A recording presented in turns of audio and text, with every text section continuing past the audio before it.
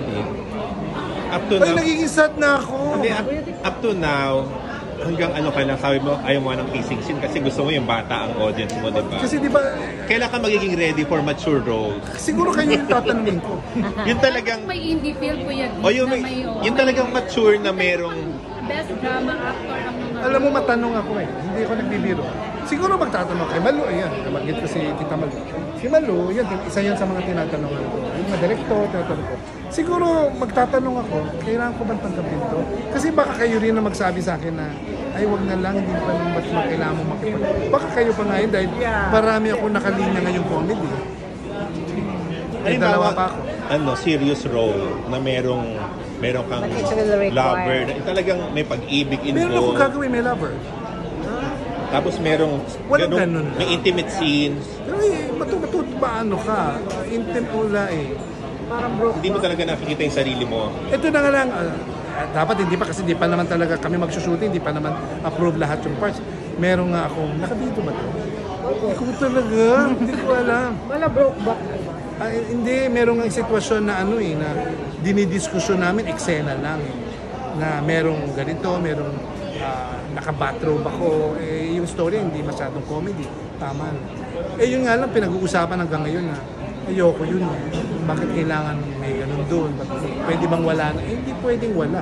Eh, istorya yun ng, yung sitwasyon ng buhay mo na maganda yung istorya. Pag video ko, kwentuhan ko kayo, kayo magsasabi sa akin na, ay hindi, gawin mo yun.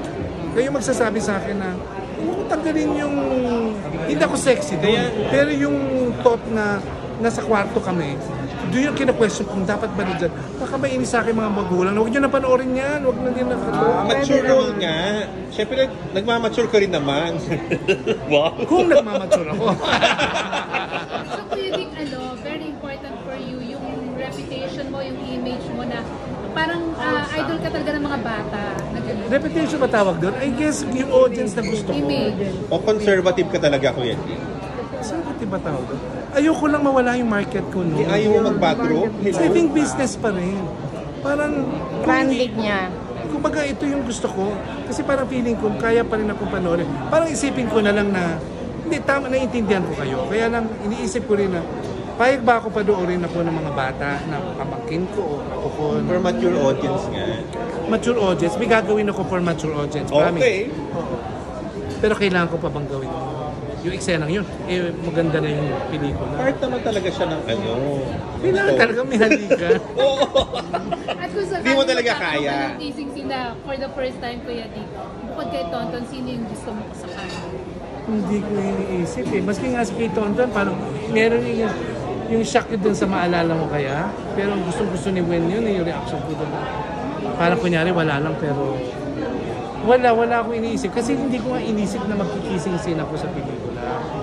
Ang naalala kong last kissing scene ko, isang artista, pero syempre may asawa na siya ngayon. Nakapag-kissing scene ako ha. Oh, kanina. Alam mo, pinakita yun, may clips na pinalalabas yung mga old films ko. Merong isang bata na vlogger, nilabas yung first kissing scene ko. Ang title ng movie, Boogie. Boogie? Boy Boogie. Sino to?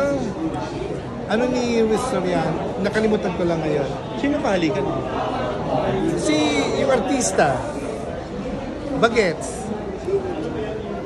Huwag na kasi baka...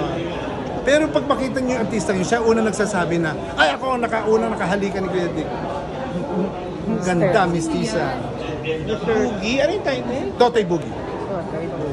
Tapos yung halik sa kamay, halik sa paa. Ayun, si... Ginugol. Huwag ko nung ganyan. Ang director ko noon si Masaya. Sino yan? Si Direk Masaya ang tawag sa kanya. Alam mo ba kay director? Hindi. Alam mo, mga bagets yata kayo. Hindi na magulala yun. Celso at Castillo. Oo, ano seryoso yun? Hindi. Tungkol sa mga ano yun eh. Teenagers ang story. Totoy Boogie rin. Kasama ko si Lloyd sa Martino. Pero hindi maalala yung name nung... 17 years old ako doon. May kissing scene din ako. Meron din, with Lloyd. Oh, meron na pala. Hindi si Lloyd. Experience ng mga bagets sa mga babae. Yun ang storya noon. Mga, ang tawag doon, first experience namin.